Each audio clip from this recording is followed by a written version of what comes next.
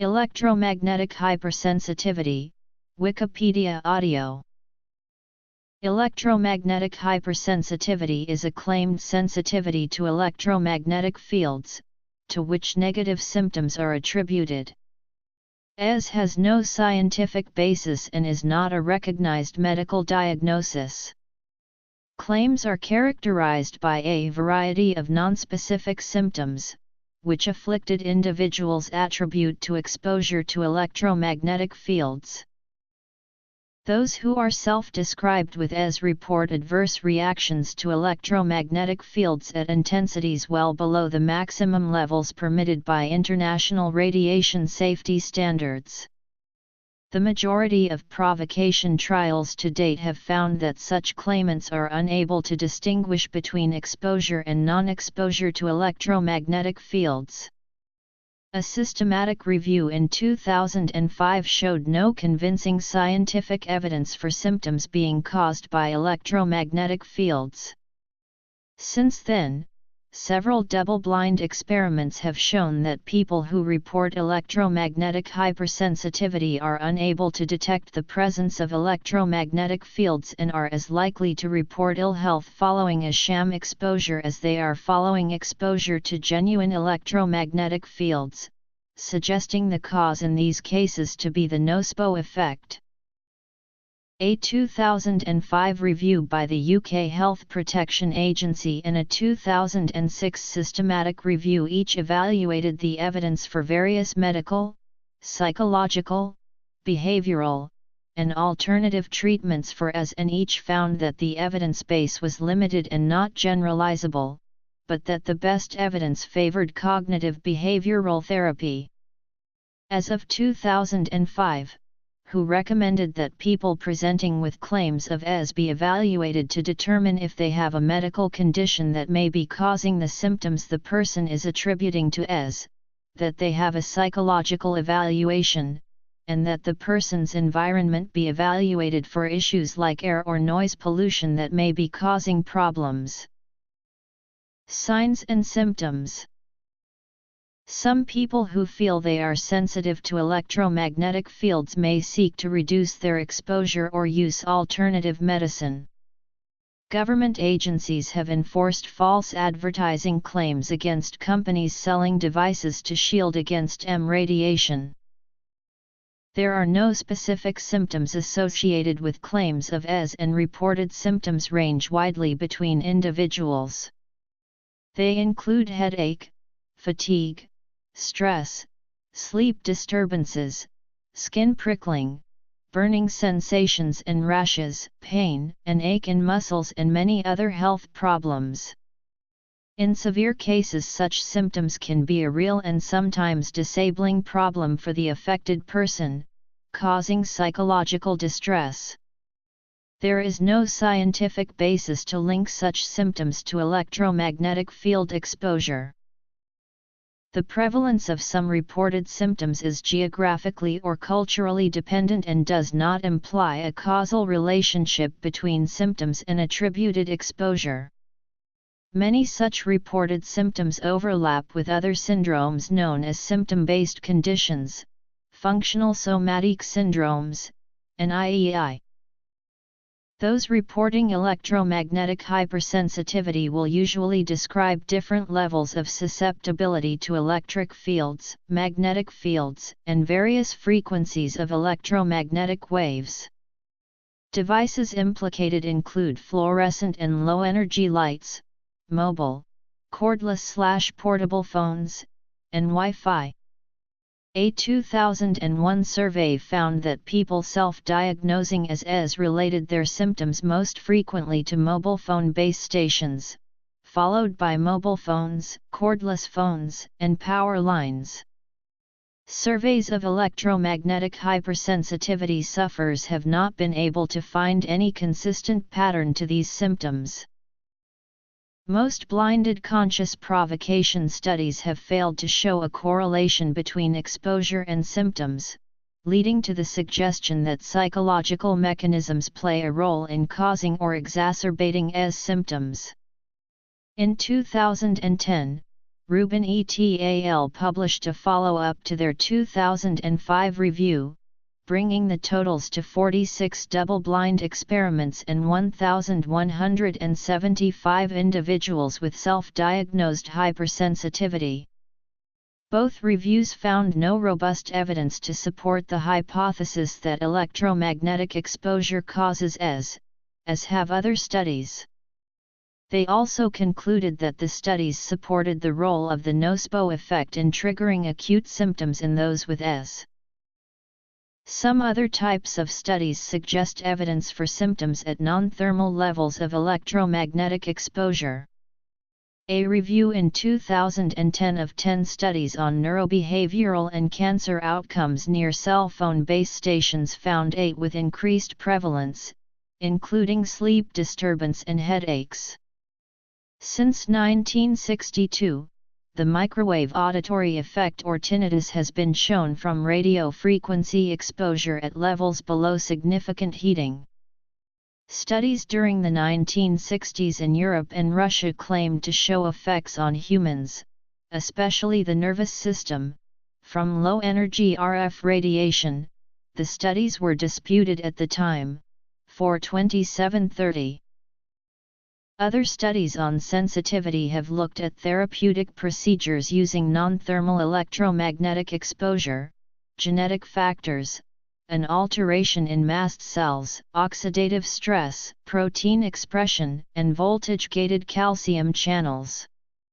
Mercury release from dental amalgam and heavy metal toxicity have also been implicated in exposure effects and symptoms. Another line of study has been the nature of hypersensitivity or intolerance and the range of environmental exposures which may be related to it. Some 80% of people with self-diagnosed electromagnetic intolerance also claim intolerance to low levels of chemical exposure. Electromagnetic hypersensitivity is not an accepted diagnosis.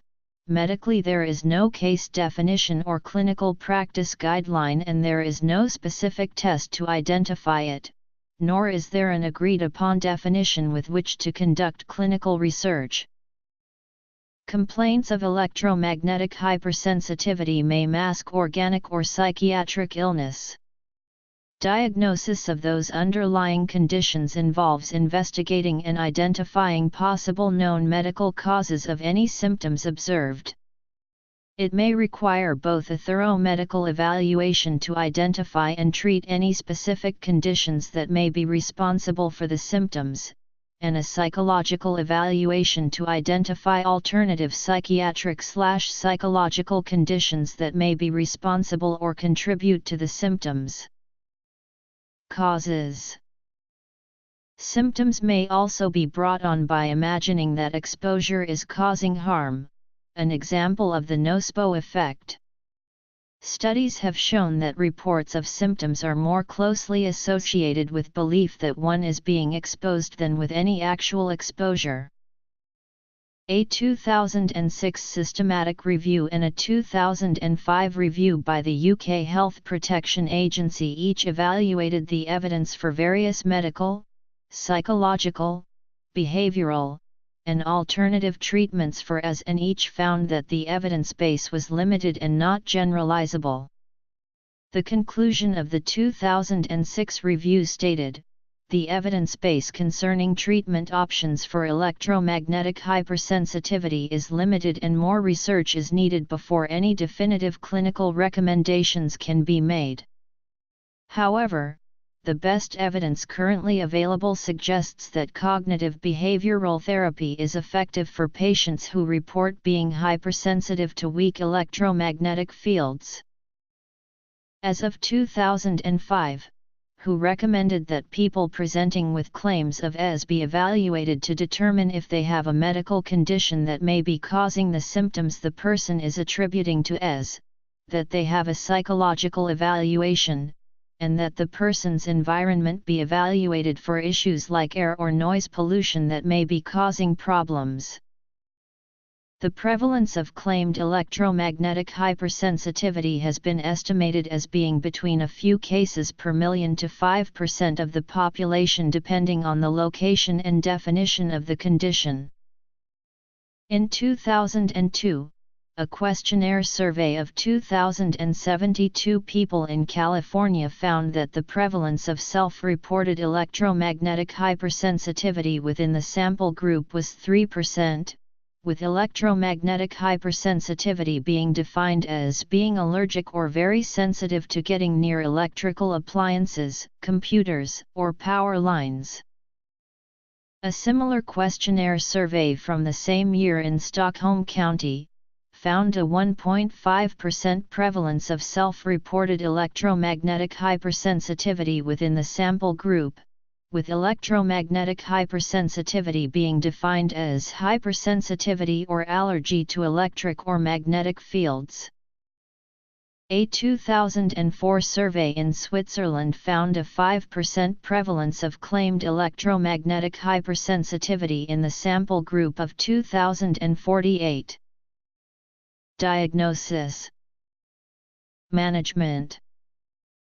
In 2007, a UK survey aimed at a randomly selected group of 20,000 people found a prevalence of 4% for symptoms self-attributed to electromagnetic exposure. Prevalence. Society and culture. A group of scientists also attempted to estimate the number of people reporting subjective symptoms from electromagnetic fields for the European Commission. In the words of a HPA review, they concluded that the differences in prevalence were at least partly due to the differences in available information and media attention around electromagnetic hypersensitivity that exist in different countries. Similar views have been expressed by other commentators. In 2010, a cell tower operator in South Africa revealed at a public meeting that the tower that nearby residents were blaming for their current ES symptoms had been turned off over 6 weeks prior to the meeting, thus making it a highly unlikely cause of ES symptoms. In February 2014, the UK Advertising Standards Authority found that claims of harm from electromagnetic radiation, made in a product advertisement, were unsubstantiated and misleading. People have filed lawsuits to try to win damages due to harm claimed from electromagnetic radiation. In 2012, a New Mexico judge dismissed a lawsuit in which one person sued his neighbor, claiming to have been harmed by radiation from his neighbor's cordless telephones, dimmer switches, chargers, Wi-Fi and other devices. The plaintiff brought the testimony of his doctor, who also believed she had ES, and a person who represented himself as a neurotoxicologist. The judge found none of their testimony credible. In 2015, parents of a boy at a school in Southborough, Massachusetts alleged that the school's Wi-Fi was making the boy sick. In November 2015, a depressed teenage girl in England committed suicide. Her suicide was attributed to ES by her parents and taken up by tabloids and ES advocates. Some people who feel they are sensitive to electromagnetic fields self-treat by trying to reduce their exposure to electromagnetic sources by avoiding sources of exposure, disconnecting or removing electrical devices, shielding or screening of self or residence, and alternative medicine. In Sweden, some municipalities provide disability grants to people who claim to have ES in order to have abatement work done in their homes, even though the Public Health Authority does not recognize ES as an actual medical condition. Towns in Halland do not provide such funds, and this decision was challenged and upheld in court. The United States National Radio Quiet Zone is an area where wireless signals are restricted for scientific research purposes, and some people who believe they have ES have relocated there seeking relief. Charles McGill, a fictional character on the television show Better Call Saul is depicted as experiencing the symptoms of ES. In the episode Alpine Shepherd Boy, a skeptical doctor proves that Chuck's electromagnetic hypersensitivity may not be genuine by surreptitiously turning on the electronics in his hospital bed. Some scientists strongly denounce the judicialization of electromagnetic hypersensitivity, pointing out the fact that judges and lawyers have no scientific legitimacy and that scientific truth will never come from a courtroom.